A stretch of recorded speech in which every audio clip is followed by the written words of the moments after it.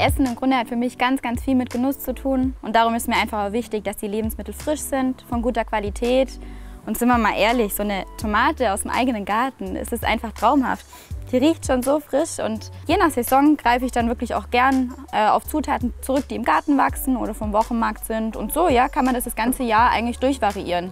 Die Einkaufsliste ist ja im Grunde nur die Basis und ich kaufe dann ein, wo ich es gern hätte. Ja, wir sind jetzt hier im Supermarkt. Ich habe ja meine Einkaufsliste ganz einfach zusammengestellt. Also ich weiß genau, was ich brauche, um das Rezept kochen zu können. Keine Lebensmittelverschwendung, ich kaufe nicht mehr, als ich wirklich brauche. Ja, Obst und Gemüse werde ich hier kaufen, das Hähnchen beim Metzger ums Eck. Falls ich spontan noch Lust auf was anderes bekomme, ist auch mega praktisch. Ich habe ja meinen Kühlschrank im Grunde immer im Handy dabei. Also ich kann gucken, was ich im Kühlschrank habe auf dem Bild.